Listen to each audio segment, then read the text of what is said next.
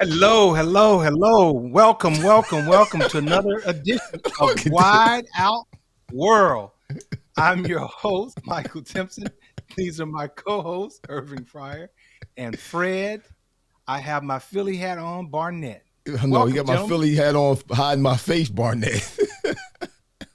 Hey, can we get a little wing action? Can we get a Hello. little wing action? Can we get a little wing action? He's Shane. He's Shane. Don't be ashamed. He's Shane. I'm I ain't Shane. I'm Shane. Hey, I I'm ain't Shane. Shane. And I ain't scared to say I'm Shane. I'm still a fan. I ain't gonna give up, but I'm Shane. Good God from Zion.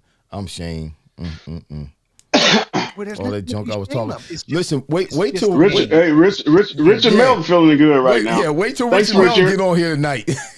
Wait till Thanks, Richard, Rich. Oh yeah. wait, he's not on yet. Wait till Richard Melton come on. He He's gonna not be on on. yet? He gonna be on. I'll let you know when he comes on. He coming though.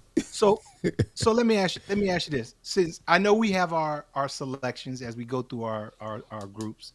We can But just let's wing it talk tonight. about- Yeah. Let's Oh, we can talk wing about it. your We can wing. let's talk about your Eagles. Okay, so we all watched the game, and Yeah. here's my observation. We said this at the very beginning of the year that something wasn't right. And here's my observation thus far.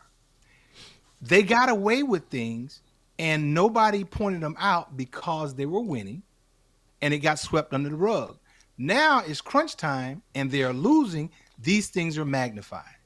So now Mhm. I mean, you're looking at, I was looking at Bradbury. Seattle did the same thing to Toastberry. Bradbury. They did the same thing to Bradbury that Seattle did to Bland from the Dallas Cowboys. They found a weak link and they exploited it and they went after him. Every time I look Yep. around, Bradbury is running behind somebody. I mean, okay, no more man to man. No more man to man. Just stop it. But they kept putting him in those positions. So I think what's happened though, the Philadelphia Eagles, their problems are magnified now because they're losing. Because before everybody just like, oh, they're winning, and you know as well as I do, when you're winning, some things get unchecked. Now they're losing. Now it's panic mode. We're switching defensive coordinators. So yes, they're panicking. They've lost 3 in a row now. They might lose another 2. He might. It's gonna be tight. It's gonna be real tight. Well, they're not, in my opinion. You know, I had them picked to go to the Super Bowl this year. They'll be lucky if they win a playoff game. They're in the playoffs. They have a good enough record to get in the playoffs, but they'll be lucky to win a playoff game the way they're playing right now. And you're absolutely right, Mike. And I pointed it out weeks ago, back when they played the Rams in L.A. I saw the problem then with, you know, their lack of ability to cover in the secondary. And they did make some changes, and that's why, Bradbury and Slay haven't been playing like they did last year. Well, they played a different defense last year. They've been trying to switch it up a little bit this year and play a little more man-to-man. Well, Bradbury is not a man-to-man coverage guy. When he came, Well, when if he was know that, somebody else don't know that. well, when he was at the Giants, they played cover 2. You know, everybody knows the Giants played cover 2. He played cover 2. So all he had to do was cover an area. He didn't have to worry about somebody running by him. Why? Because he's got help over the top. And that's what they did most of last year. Everybody complained about what Jonathan Gannon was doing last year, but the Eagles were the number 1 pass defense in the league last year going into the Super Bowl. Playing safe. Right. And he played cover 2. So he never got exposed last year because they played mostly zone. He didn't have to cover a guy down the field one-on-one. But now they've changed stuff up this year a little bit. They moved him around. They were playing him some in the slot. He can't play in the slot. That's why he's getting ate up. Those corners, you know, the corners like to stay out there on their side and use the sidelines as another man to help them defend a wide receiver. But Bradbury's not that guy. He can't play in the slot. And he just, once they did that, they were doing that actually in the LA game. Once they did that to him, he's just been out of sorts ever since then. And, you know he doesn't have any help down the field. People just run right by him because he can't run. And he's not a cover 1, man-to-man, bump and run down the field type of cover guy against a wide receiver. And there's a lot of areas where they're being exposed. And, Mike, because they were winning, people just kind of I don't know if they swept it under the rug. I don't know if the team didn't try to correct some of the problems, but I know that they could see what I could see. I don't see the game film. I see what they see, what people see on TV. And I knew there was a problem in terms of their ability to cover. I mean, Eli Ricks was falling down. Cooper Kupp's first game in LA, his first game back after his injury, and he made a cut on the inside. And Eli Ricks fell down. I'm like, this what are you doing? They lack ability in that secondary, and because they were getting away with it when they started playing the more prominent teams, they got exposed. Yeah. You know what, Irv, you said something about week 3 or 4. Yeah. May have been a little earlier, may have been a little later. You said that there was a source that was in the locker room, and he measured a level of cockiness. Mm-hmm. He measured a level of arrogance. Let me tell you something about arrogance. Arrogance is it breathes and it grows when you get away with something. Mm-hmm. Mm-hmm. And I think that they were getting away with wins. And as you mentioned, I really think that they really weren't addressing what the issues were because they were winning. Could be wrong.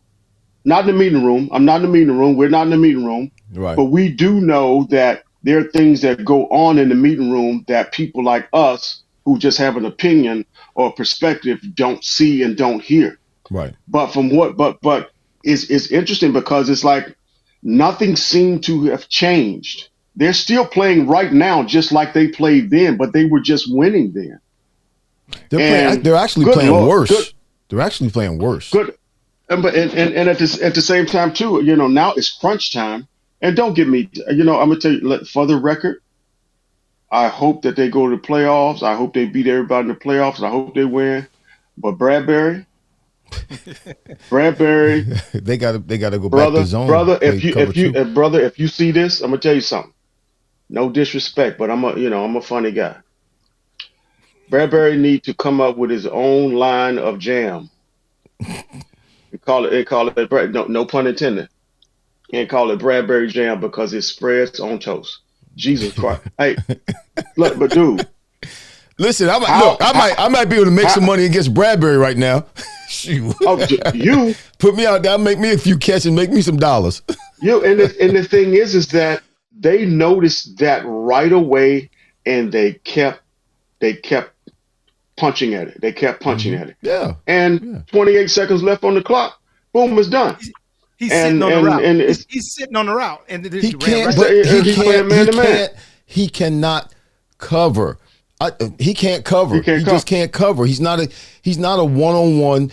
When we do one-on-one drills in practice, he'll get whooped every time. Every play he's gonna get whooped because he can't cover. The interesting thing, I don't understand why. Because the thing is that I can remember being a rookie, and I was doing things in practice that they put me in the game to see if I could do it. Mm-hmm. So if he's getting beat in practice, why are you putting him one-on-one in the game?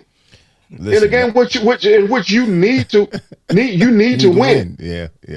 So I'm like, if you can't cover our guys, I'm not gonna put you in this situation. I'm gonna put you, hey, back up. Well, remember, Slay went down, so they were minus Slay. Slay wasn't playing. He was had to get his knee, I guess it's scoped. So he was out of the game. So they're running on E as it is. Listen, Richard Melton is on. He said, "Let's go Buffalo." Thanks, Rich. Stu Winrow is watching right now. So is Vinny Capriati right now. We got 3 folk on watching right now. But yeah, Richard is waiting with anticipation, high anticipation, just waiting for us to say something about Buffalo. Let me also make this point. I'm gonna make a real quick point. And it is very big, in my opinion, when it comes to organizations. When it's very big in my family. It's very big when you have a conglomerate of people trying to reach a certain goal. And one of the things that really can bring you down is being dysfunctional. Mm-hmm. And there are certain things that you see, there's certain characteristics of dysfunctional. Let me tell you some characteristics from the organization standpoint. You let us know 2 days before the game you got a new defensive coordinator. That's stupid. That's dysfunction. That's stupid. A day before the game, your cornerback has a knee surgery. That's dysfunctional. That's dysfunctional because it's a way of communicating without saying what's really going on. I don't play that in my family. I don't play when I don't. I'm not gonna play that with us. I'm not gonna play that with any kind of organization I'm a part of. You cannot be dysfunctional. And I think what happens is it bleeds into somebody having to say something but afraid to say it. It bleeds into a situation where you start to not be able to hold each other accountable. My question my question to Jalen Hurts, can Jalen Hurts go to Bradbury and say, "Hey, what's up?" Or will Bradbury be like, "What's up with you?" Well, That's dysfunction breeds there, that type of fungus. well, there is dysfunction, and I think you're on point with that. I'm not sure. You're touching on the exact things, but like you said, I don't know what the it exact causes things problem are. because Jalen Hurts, and when Jalen does his interviews with the press, he's very calculated. He's very careful about what he says. He's very intentional Yeah. with what he says and how he responds. And he said in his interview after the game, there are some of us who are not committed. Not like we should be. committed. So Not committed. Wait.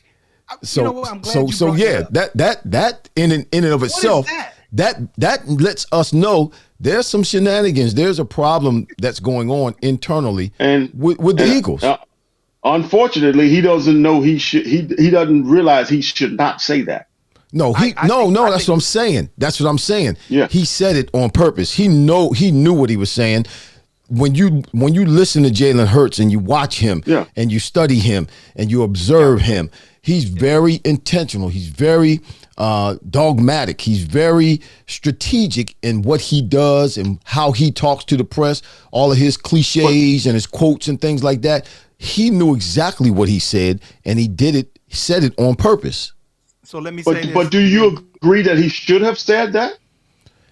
Or What do you not agree? I agree with is what you said, because of the dysfunction in the organization right now, or the malfunctioning that's going on with the organization right now. When you name the defensive coordinator in the middle of the week, near the end of the week, you tell the press, I guess he told the team on Wednesday, whatever reason that is, when that's going on, yeah, you got guys getting surgery halfway through the week, stuff that's going on, things that are happening that people say may be going on with ownership and with management and all that kind of stuff. That just lets us know, yeah, there's some things that are going on we don't know about. When Jalen Hurts, a calculated guy like that, gets in front of the mic and says there's some of us who are not committed like we should be, there is a lot more to that than him just saying that. Okay, there's a problem. We're gonna leave it there so we can go ahead and finish. But I think it was the cough syrup. I think it was the cough syrup. He was a little high in the interview. Nah, man. No. It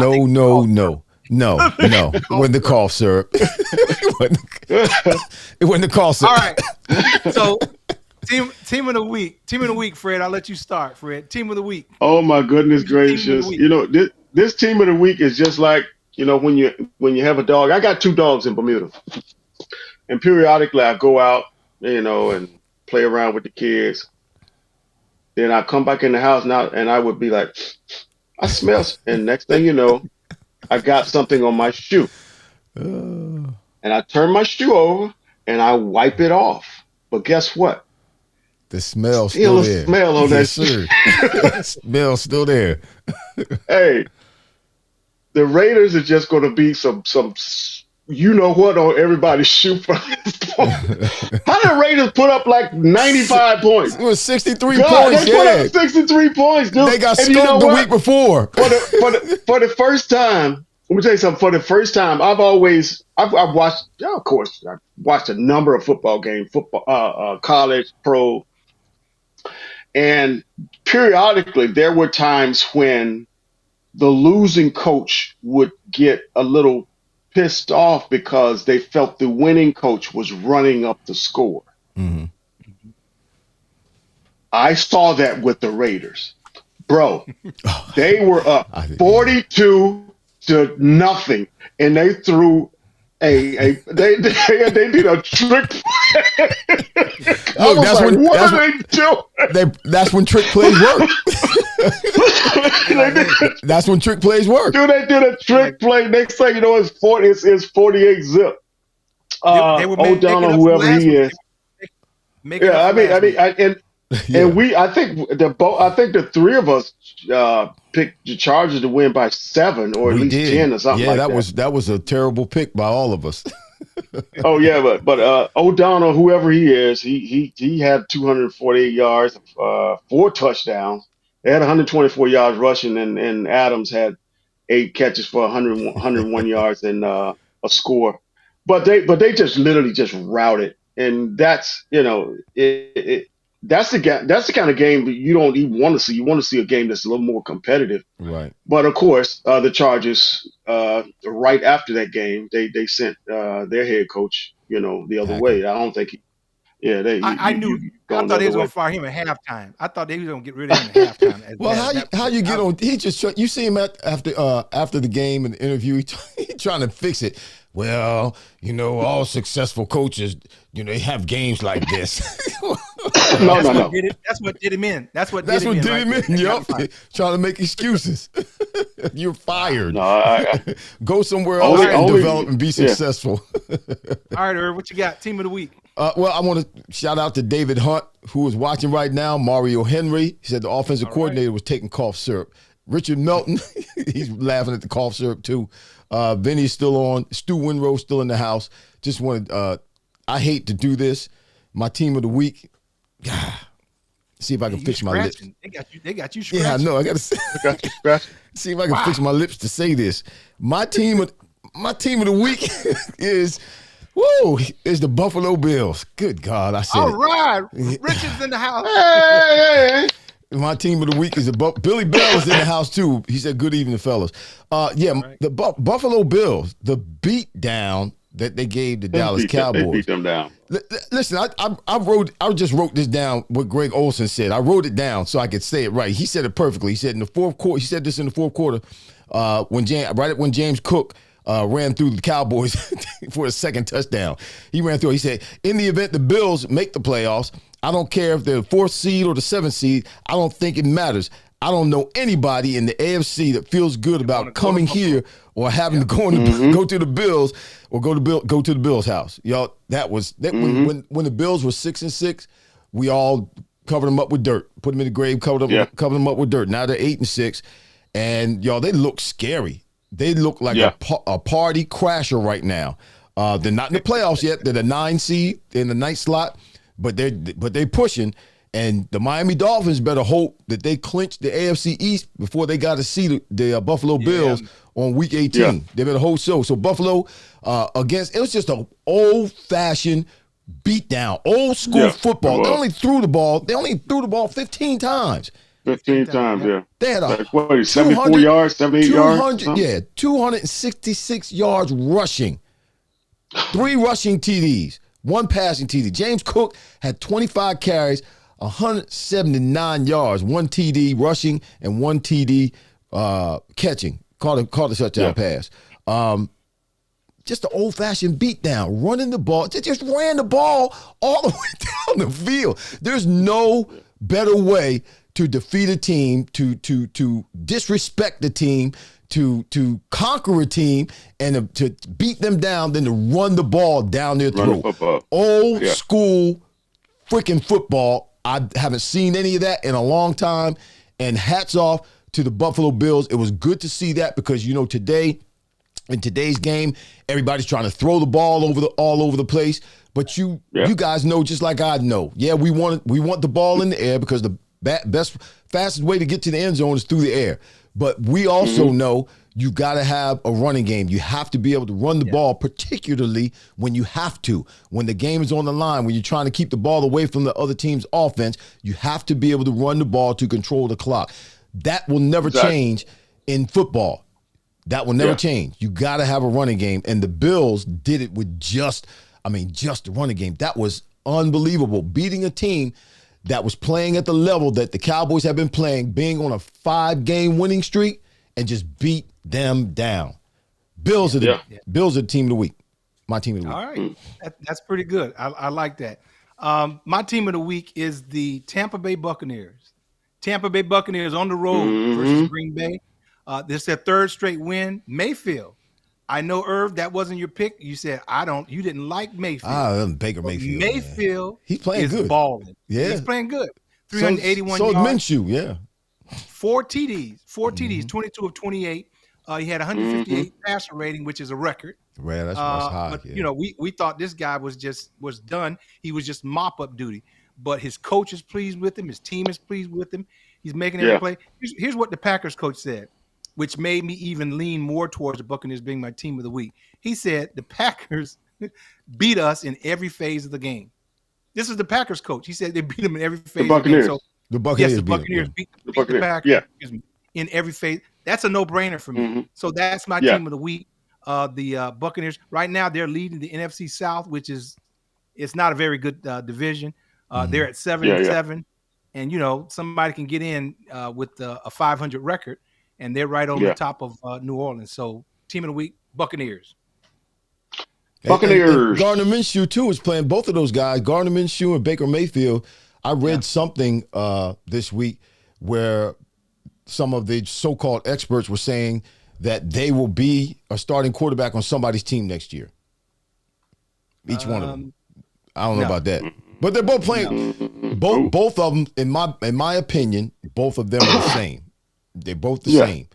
But they're both playing well right now. They're balling. Both of them are balling right now. Well, Minshew put up 34 points against the Cowboys in a loss last year. Yep. I think 31 points. I think. Because my always my concern, particularly going into Lambeau Field, you get a Florida team, a warm weather team going there. Now they lucked out; the weather wasn't as bad, but it's tough to play in doggone Green Bay, man. I don't care if it's 40 degrees; it's still a different kind of cold. But hats off to them. Okay, so we got that one out of the way. Hey, Mike, yes, sir, go ahead. Vinny Capriati? What do you mean? He says, "What do you guys think about the black versus white Pro Bowl game?" What is that? Did I miss something? What is that? I have no idea. The guy, Richard Mendendahl, said that white people should not comment about playing football. No, he actually said it. This is a running back. Remember the running back that used to play for the Pittsburgh Steelers. Yeah. And he said that white people shouldn't comment because they're not even good football players. He said, "The heck with all of this. We should have a all-pro game." Blacks versus whites. Wow, it's just a retarded comment. I wasn't sure if that's what it meant or not. Yeah, that's just asinine. Is what it is. Mike, you can't say retarded, Mike. I'm sorry. You say asinine, though. It's asinine. Thank you. That's what I meant. I'm sorry. That's what he meant. Right. You strike retarded from the record. Asinine. Yes. My mother says hi, y'all. Mama's watching. She says, "Hey, son, Mike and Fred." Yeah. Hey, Mama. Thank you, Fred. Thank you, Mom. So yeah, it's just a dumb comment that he made, and I really don't even have any energy to comment because now he always there's no sense in even. He always was out there a little bit for me. Just hearing him in the time when we played, he was always out there a little bit. So I'm not hitting the head too many times. He got hit in the head. Some guys are fire starters. They just like. Yeah. See what everybody says. Just say something just to see what everybody says. Like poking the bear. Yeah, like so. To answer his question, that's not something that we even give any life to. That's just any thought to at all. Just zero. Yeah. That sound like sound like something Trump would say. Yeah. So all right, top 5 wide receivers. Top 5 wide receivers already? Okay. Yeah, I like to keep y'all on your toes. Dang, see, Fred, I always throw Fred off the order. You throw Fred off. Fred, right now he's gritting his teeth. Because I got my stuff in order. So my top 5 wide receivers start with number 5, Chris Goodwin out of Tampa Bay. They won against the Pack. Godwin. I'm sorry, Godwin. Yeah, there's no two. It's just Godwin. Yeah, not Goodwin. I'm sorry. No, there's no two O's in his name. It's just one. Chris Godwin, 34-20 win over the Packers. He plays for Tampa Bay. He had 10 receptions, 155 yards. I wanted to give him his props, but he didn't have any touchdowns, so he's my fifth. He's my fifth. Yeah, Zero. he got 0 touchdowns. You put him But all the way to 5. Wow. yeah, he's okay. at 5. I put him at 5 because he didn't have any touchdowns. All the rest of them, all the ones ahead of him have touchdowns, or at least one touchdown.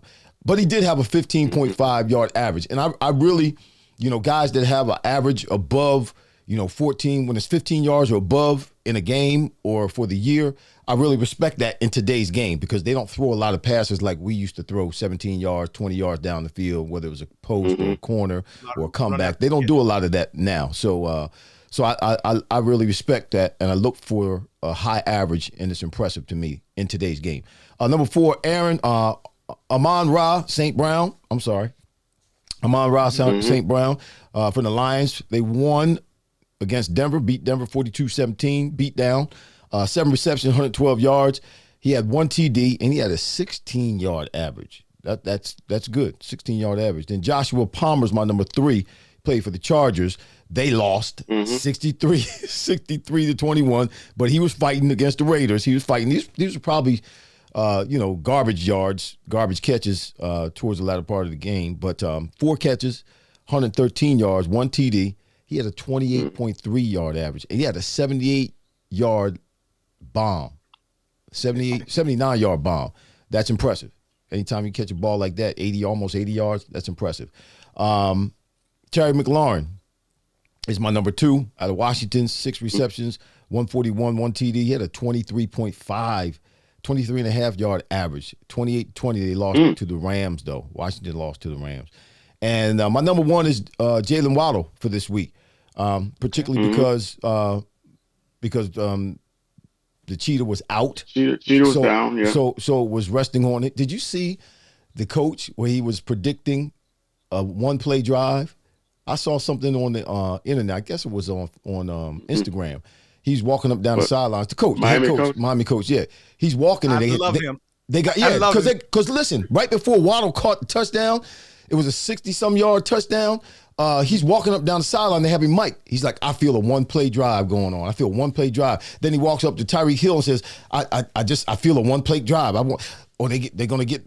Then he called the defense. I forget what he said. If they got in the defense, it's going to Waddle. It's going up there in the defense. Here it comes, and boom. Sure enough, for sure, Waddle catches touchdown pass. Yeah, it was a great filming, a great moment. 8 receptions, 142, 1 TD, 17.8 yard average in their 30-0 victory over the Jets.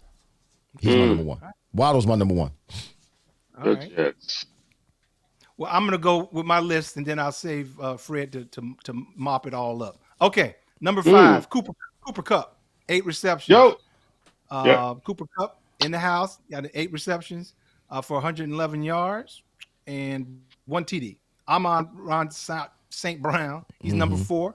You already gave those statistics. Number 3, Jordan Addison from the Vikings, 8 for 111. Good young receiver, still putting up numbers, still doing his thing.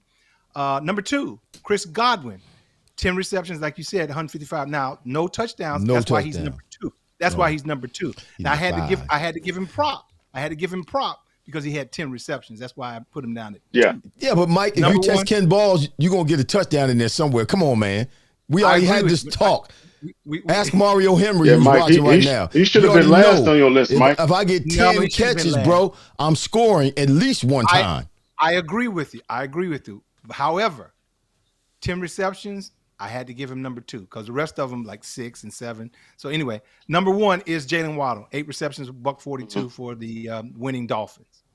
I never caught 10 balls in the game. I got 9. I caught 9. Yeah, I got 9. Really? I never got 10. I never caught 10. Never caught 10. I never would have thought that. Yeah. Neither one of you. I never caught 10. Never got to 10. Wow. All right. Well, you know what I'm going to do? I'm gonna start from the top and go down because I got a comment on my 5th. That's how we normally do it. We start from 5 and go up. Let's start from 5 and go up. He started with 1. He said he's gonna start from 1 and go down. You okay, Mike? Yeah, I'm Mike, you okay? It's the cough syrup. Cough syrup. All right.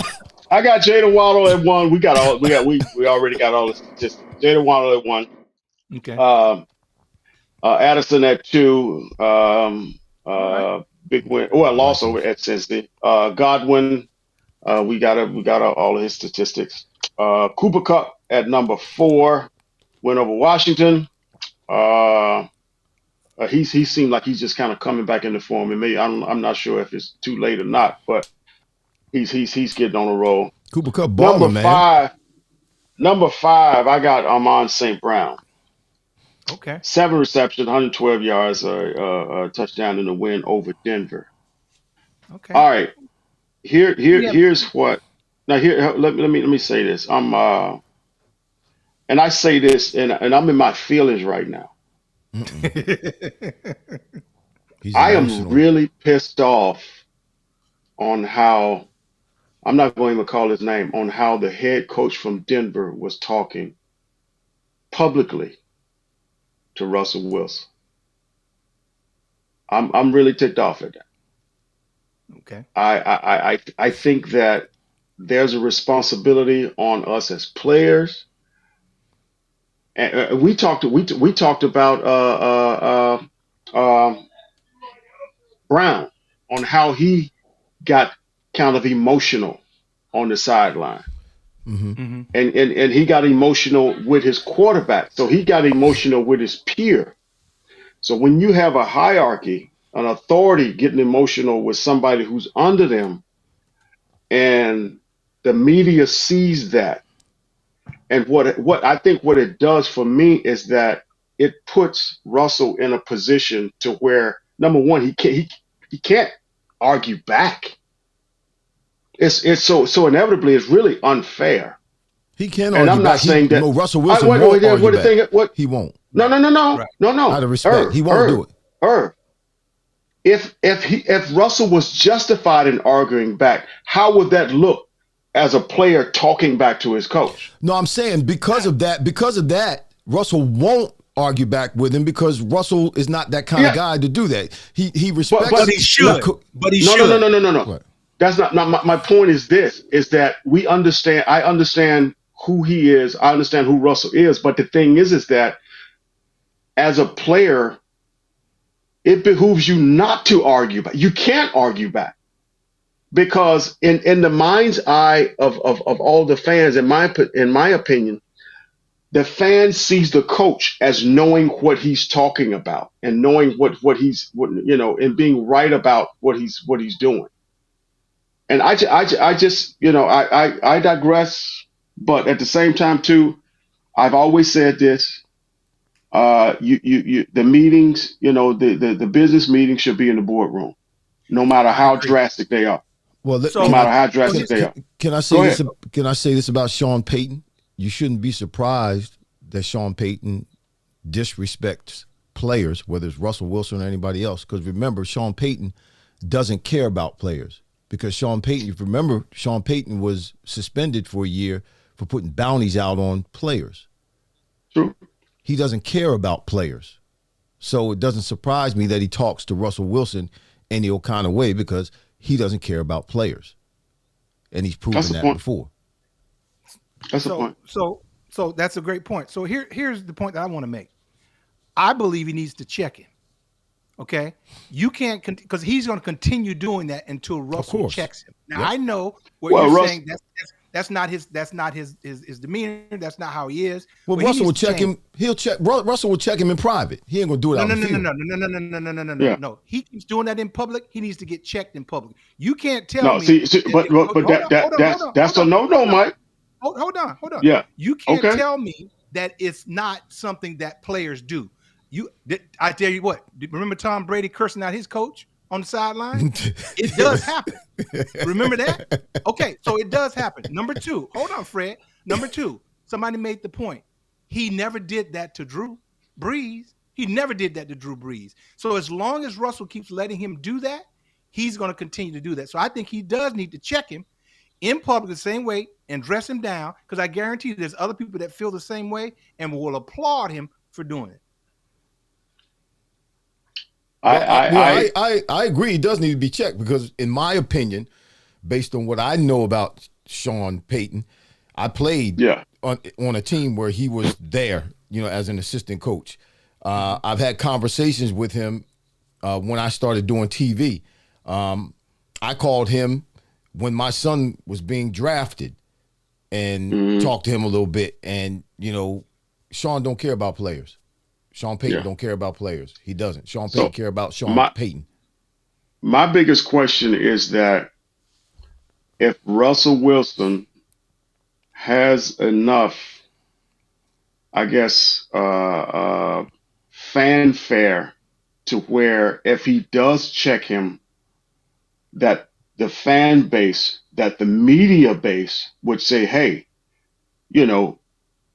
Russell and his coach are going at it, opposed to Russell is being that type of player who don't want to listen to his coach, or he's coming back at his coach. I don't think he'd be perceived that way. He got enough clout. He has enough clout. Yeah. Yes. He does. And he got $100 million. Say, please. And I guarantee you, Sierra right now is telling him, you better check him before she does. Mm-hmm. Because she going to check. Because you're absolutely right. On social media. They'll go on social media. And they'll call him out. You talking to my husband like that? I wish I knew what exactly. But I mean, because Russell Wilson is not a bad quarterback. And he was screaming at him like he just made a dummy mistake, or doing something that absolutely made no sense.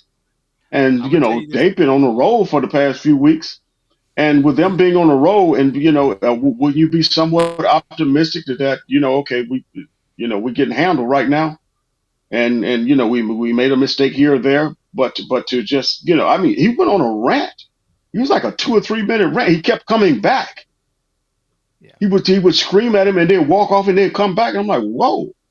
I think he's gonna give him 3 strikes. One more strike, and he's gonna jump on him. What did Richard say? What did Richard say, Irv? What did Richard say? I thought back up. I saw you looking at it.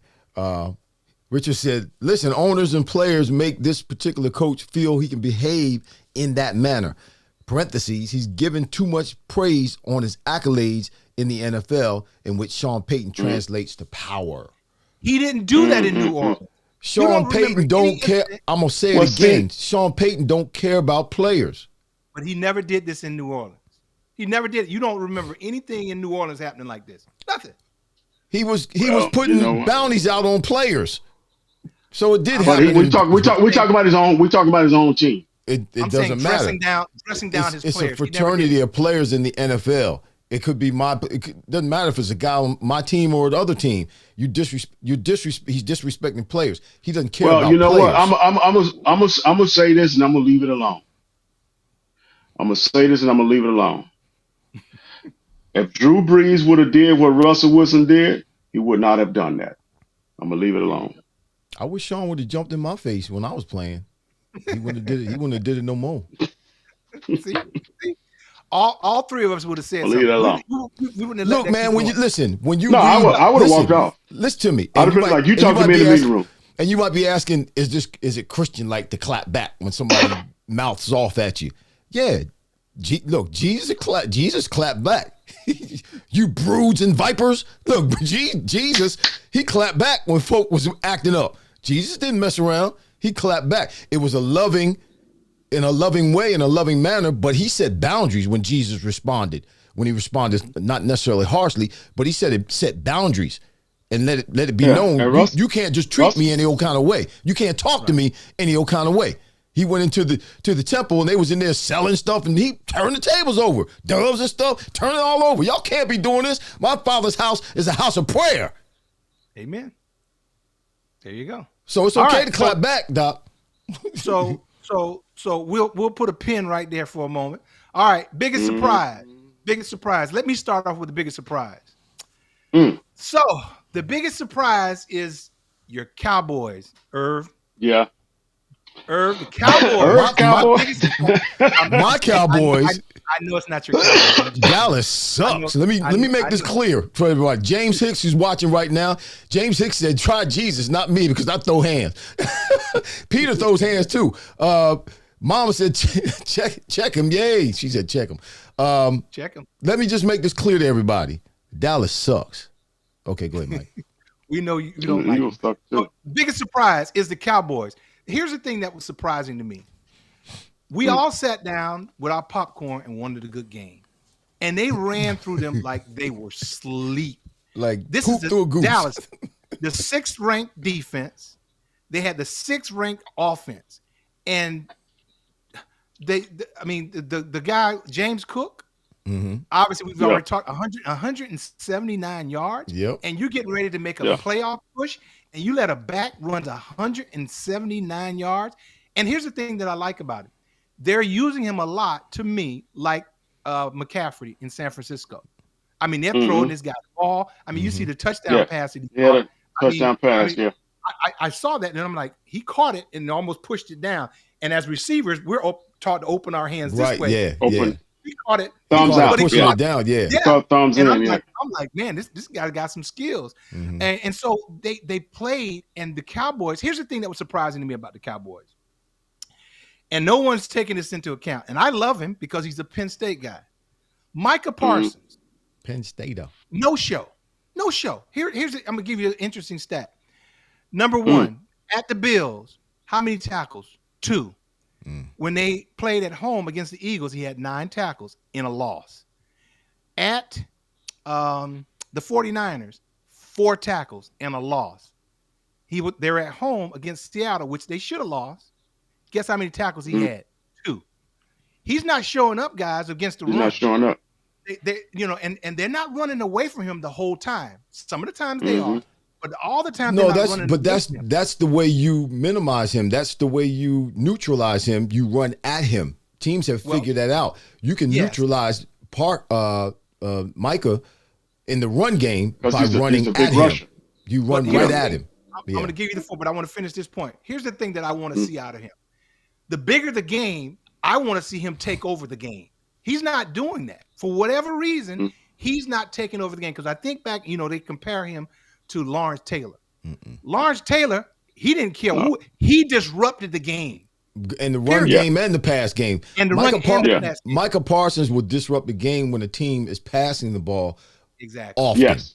He'll take over a game in his pass rushing abilities.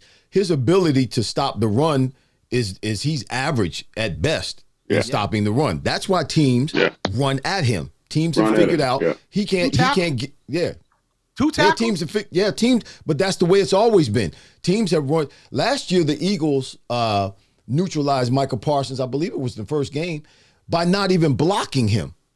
Particularly in the RPO, in the run pass option. They just let him loose. They didn't even block him. And he didn't do anything. He made no difference in that game. Well, that's my surprise, is how trash the Cowboys are. That's my surprise. In that game they were. We'll see what happens this week. Yes, sir. All right, Fred, your surprise. I'm right there with you, and I think my point is that going into that game with you basically head to head with the Eagles and vying for the NFC East championship, you should come to the party with a totally different mindset. And of course, you rattled off all the statistics, but it was surprising to me that they just got whooped from the coin toss, and they just never let up. The Bills never let up, and it was surprising to me, and but at the same time too, it's for all the Cowboys fans out there, here they go again. They promise you something for Christmas, and you don't get exactly what you want for Christmas. You ask for something for Christmas, and the Cowboys don't get exactly what you want. Bless my mother-in-law's heart, but she always asks. She always say, "What do you want for Christmas?" And I'll say exactly what I want, and she will give me something similar to that. It won't be. It won't be. And I'm like, me send her a this is link not or what I something. asked for. And you know what? No. Send her a link. I'm like, this is not what I asked for. You know what she said? She said, well, it's kind of just like it. And I'm like, but that's not what I asked for. I'm gonna stop asking for it. Don't ask me what I want for Christmas. No more. Send her a link. No more. Look it up on the internet. Send her a link. But it was a surprise to me that that the Cowboys would be sitting where they're sitting. And I mean, look what happened to the Eagles. They could be sitting pretty right now, and the pressure could be on the Eagles, and they go down and basically just lay an egg. That was a big surprise to me. But same with the Eagles. The door opened up for the Eagles even more to take advantage, particularly in the division when the Cowboys lost, and then the Eagles go to Seattle and lay a big fat let me egg. let me ask you this. Let me ask you this, and both of you guys, who's the better team, the Cowboys or the Eagles? Cowboys. Ooh. Right now, Cowboys. Ooh, that's a tough one. That's a great question. That's a tough one. Cowboys. There's no doubt in my mind. Cowboys are a better team. I think they're even. I think they're even. I think they're even. Dallas at home is just as they can beat Philly at home. Yeah. I don't know. I don't know that the Eagles can beat Dallas at home right now. If the Eagles were home playing Dallas right now, like if it was this week playing against the Eagles at home, Dallas was playing the Eagles in Philly. I don't know that the Eagles can beat Dallas right now. Win, yeah. Even in their own, even on their own field. They got problems, man. The Eagles got a lot of problems. All right, who's your surprise, Irv? All right, and you guys can chime in on this because this this fits in our wheelhouse. He's setting it up. He's setting it up, Fred. You know, I always try to do a little something different. Come on now. Was this the Nebraska Cornhuskers? No, it's not Nebraska. This is a professional wide receiver. Was drafted in the second round in 2022 last year. This is his second year in the league. He plays for the Steelers, who are 7-7 now. George Pickens. Did y'all hear what Pickens did this week? Oh yes, sir. So the running back for the Steelers, he was running the ball, doing well, getting ready to go into the end zone, and he got stopped. He got tackled 1 yard short of a touchdown. Three guys hit him from the Titans. Colts, I'm sorry. Three Colts defenders hit him. Pickens was standing right there watching, didn't block anybody, kind of jumped over one of the Colts players and they rolled by him. Now, this is a 30-13 loss. So when he was asked why he didn't block, he said, I didn't want to get injured. This is Pickens. He told the press afterwards, they saw the play. It was bold. It was plain to see. He stood there and didn't block anybody. They asked him, why didn't you block on that play? He said, I didn't want to get injured. So he cited the Houston Texans rookie receiver, Tank Dell, who had a season-ending broken fibia when he got rolled up on when he was blocking. Now, mind you, the Steelers lost 3 straight games, 28 points scored. They scored, they're 28th in scoring points, and 27th in yardage, so they're not really doing well defensively. Week 9 this year, Pickens had 2 receptions for -1 yard versus the Titans. Oh. And he went on social media and posted "free me" after the game. So now he's back in the press again with, I didn't block because I didn't want to get injured. That's my surprise because for me, let me just speak for me right now. That's not how I played the game. Yes, you can get rolled up on if you're blocking, but you need to be aware and keep your feet moving so you don't get rolled up on. I've never, 17 years, and I was a blocking SOB. I blocked all the time. Yeah. I never got rolled up on. Why? Because I kept my feet moving. That's how you that's how you avoid getting rolled up on. Yeah. You block and you keep your feet moving and you're aware of what's going on around you. You're aware of where the pile is and you're aware of where the back is and you keep your feet moving. Now this team is struggling. They lost 3 in a row. They're struggling to make some noise here at the end of the season. And here's a guy on the team who's not giving full effort. Now, For who? They all, yeah, I know it sounds like Ricky Williams. Ricky Waters. Ricky Waters, I'm sorry, not Ricky Williams. Ricky Waters. Now Warren finally did, they did end up scoring, but who knows? They might not have scored. Right. They might have fell short there at the 1 yard line. When you got an opportunity, go in, get in the end zone, block. But you know what? something's happening in that receiver room because this is the second wide receiver for the Pittsburgh Steelers that's done this. The other one was Deion Johnson did something similar to that with regards to just not blocking, just not. Well, the being wide active receiver at all. coach need to be fired. Yeah, what's happening in that room? Number two, I'm surprised that a Pittsburgh Steelers with the head coach is letting that stuff go on. That's not like Tom. Right, Yeah. that's not like him. Yeah, it's not like Tom. Something wrong here. Look what my mama said. Look what my mama said, Mike. She said, "Mom said sound like a punk to me." Look, my mama done watch. my mama done watched me play football for 17 years. Every home game, it didn't matter where I was, who I was playing for. She was at every first game of the year. She was always there. Didn't matter where I was playing. She was always there. Mama said, "Sound like a punk to me." Wow. Pickens, you a punk. Pickens the punk. Hey, whoa. Tell mama she can't say that. Yes, she can. Mama says whatever she want to say. Yes, she can. Mama, Mama, you can say whatever you want to say. My mama knows football, and she knows the wide receiver position because she watched me play for 17 years. She knows. No. What Fred is saying, we need to be politically correct. Okay. So moving on. She didn't Best say wide receiver. He's a punk. Best wide receiver. I'm gonna move the show along. Best wide receiver. Fred, take it away. Let it go. Yeah, you didn't let it go. Think we better let it go. All right, Fred, your best wide receiver. There it is. Okay, is it a sweep? I'm with Waddle. Is it a sweep, Irv? No, it's not. It's a Waddle. Oh, you gotta be. Are you gonna pick a It's tight a end? Waddle. No, I'm not picking the tight end. Y'all just, you know what? You picking a Y'all tight don't end? make this. Y'all don't make the show interesting. Y'all need to do some more research. He's probably picking a running back. Y'all just pick the one that's got.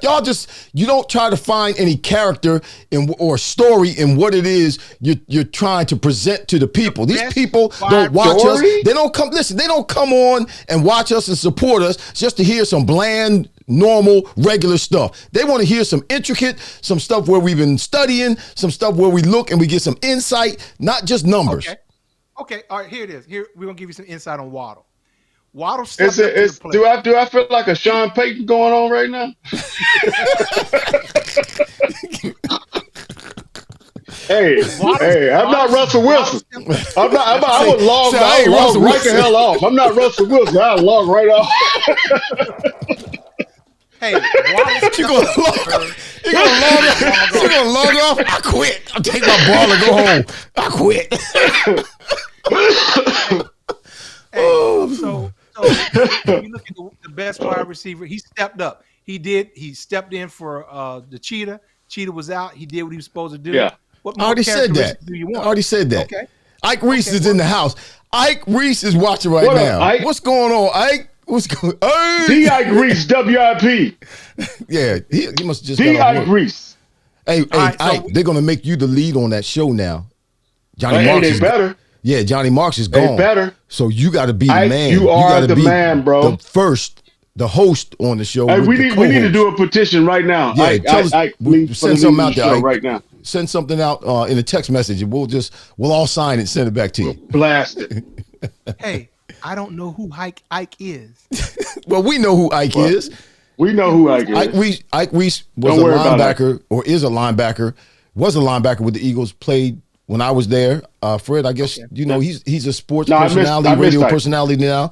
He went from playing linebacker with the Eagles. And he's working with WIP here, which is the #1 sports radio show in this tri-state area. I guess it is. He's a or special teams guru. You actually can go on Odyssey and listen to it nationally.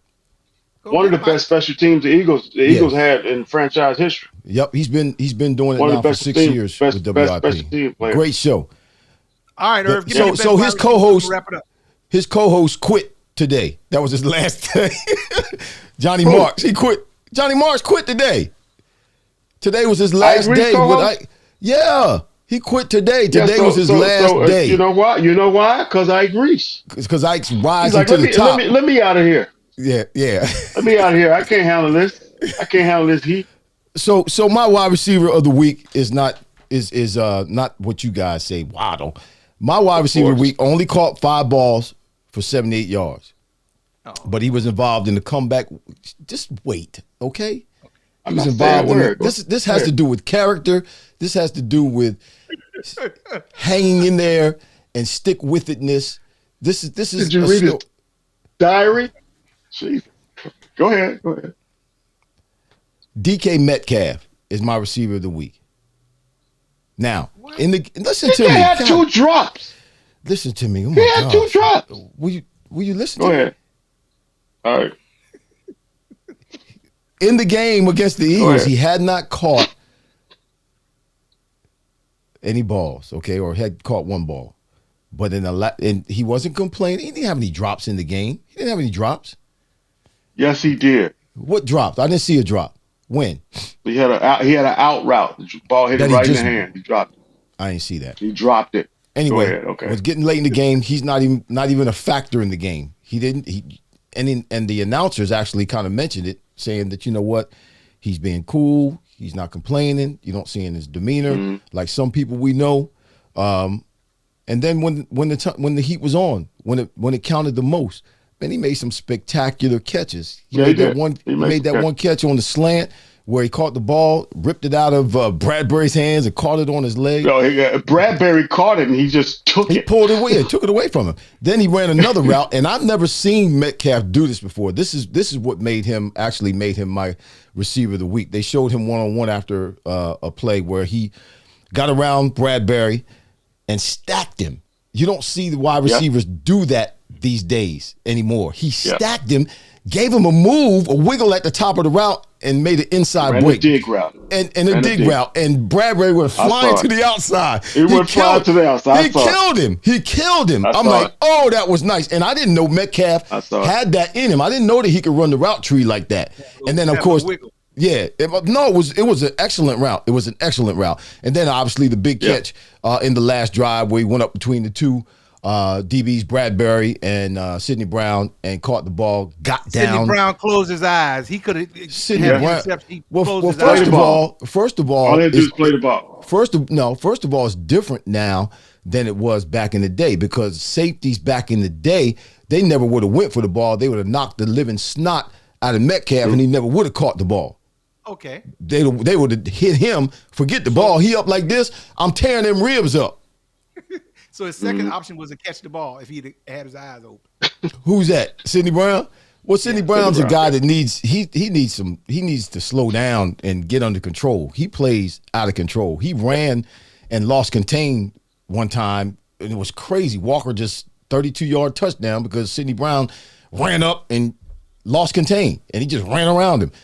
And he missed a few tackles because he's moving too fast. He needs to move fast but move under control. That's just coaching. But anyway, that's my guy. Metcalf is my guy because I like the way he held his composure. And when it counted the most, when they needed him the most, man, he came through. He came through big. Yeah. I saw that dig route. Yeah, that dig route was smooth. Let's write this down. Receiver of the week needs character. We need to put that in the criteria. Yes. Yes, I need to make sure I talk to all the receivers with over 100 yards to see what kind of character they got. Because if they don't, before I put them. So Eddie Casper. No, but that's a good one. That's a good one. Thank you. Eddie Casper's watching. That's someone that hasn't been on before. What's going on? Shout out to you, Eddie. Listen, Richard has a question for us. Richard said, just wanted to know what you guys think about the Bills winning out. They got to play the Chargers, the Patriots, and the Dolphins. And making the playoffs. What do you think about them winning out, making the playoffs? They're the ninth seed right now, Richard. So I would like to see them play. I would like to see them make the playoffs because I think they'll be good. Whoever has them in the playoffs don't want them. The Dolphins don't want to see them away week 18. Like I said, the Dolphins better hope that they have already clinched the AFC East before they play the Bills on week 18. Because if that game matters, they might have a problem. But they're in Miami. That's the only thing. They're in Miami. Miami, so you gotta keep that in mind. But I'd like to see them. I think. But you also know, Mike, can't run the table. You also know when it's that's a nice trip when you come from up north late in the season to go down there and play in that warm weather. Oh, that's a breath of fresh air. Yeah, it's a breath of fresh air. On that low turf, that golf turf down there. Yes, sir. Yes, sir. All right, down there flying. Last one while we wrap it up, guys. Thursday game, Saints at the Rams. Playoff implications on this game. I'm going to go with the Rams, 21. Saints 17. I'd like to see the Rams quietly making some noise. They're 7-7. I mean, Yeah, but the they Saints are don't have a great 7-7. team. Saints are 7-7 Yes. as well. So, but I'm Well, saying you in know terms of what? the Rams, Mhm. they just had a good game. The running game is clicking a little bit. The quarterback's playing well. They got 2 receivers. Hats off to you again, Fred. Pakua. Every time I look around, he's making plays. Puka I Nakua. mean, Puka Nakua. he has 87 receptions on the year. Right. He's That rookie 12th. has He's 87 receptions. He's 12th. He's 12th right now. Yeah. He's the 12th receiver in catches. Yeah. So I mean, he did it. He did it. So I'm gonna Yeah. go with the Rams at home to win 21-17. You going, Freddie? I'll go. Yeah. I was waiting for Mike. Mike leading the You show. had your Mike, mouth open. I thought you was finna go. I thought you were No, I going to was- sleep. You was gonna talk. well, we'll leave Irv for last. Both 7-7. You know what? The interesting thing about these teams are like almost evenly matched. But I really feel the same way that you do, Mike, and that the Rams will possibly pull it off.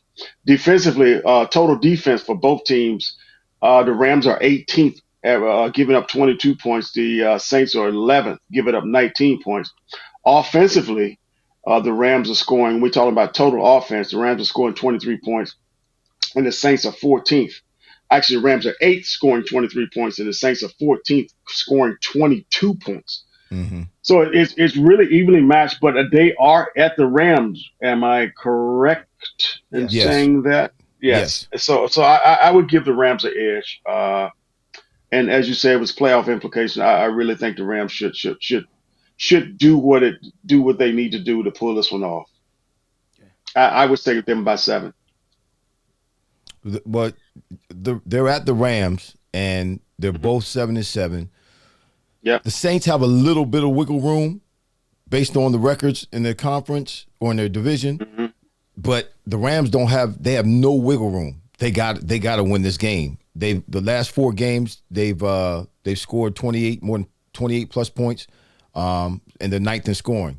Like you said, Mike, the running back Kyron Williams last week against Washington, 152 yards. He's been balling. They got Cooper Kupp, Puka Nakua, but this other cat they got, DeMarcus Robinson, he's caught a touchdown in the last 3 games straight.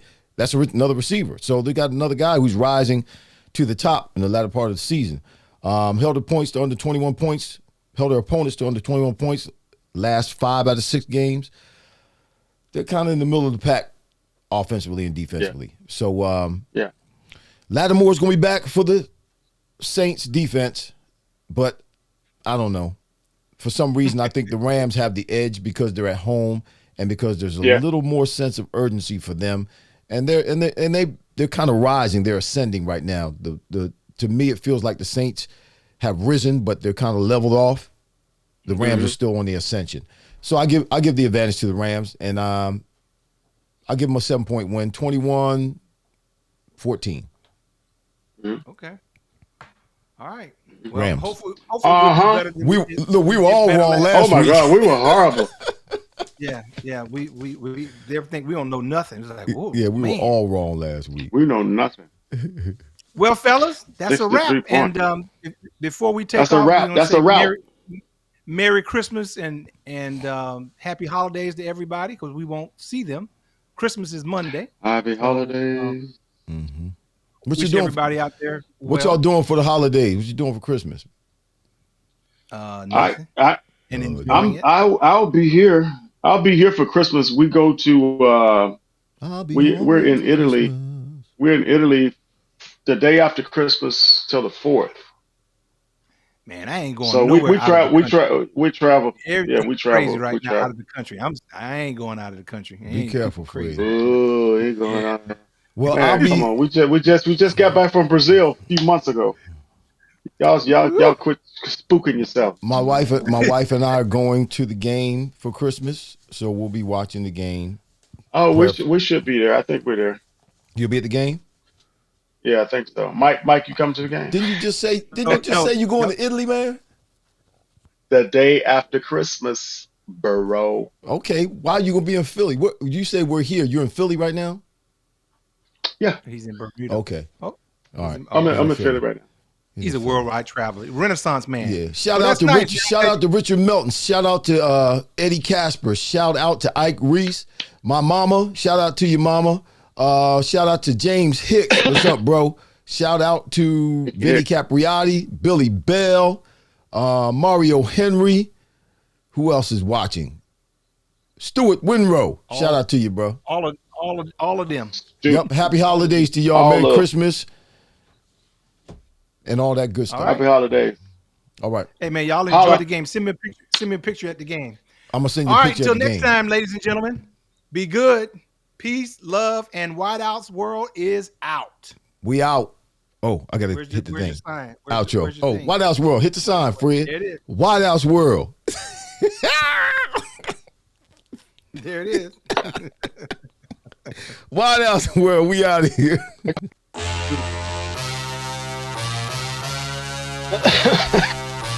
You gotta be quiet, man. They can hear you coughing.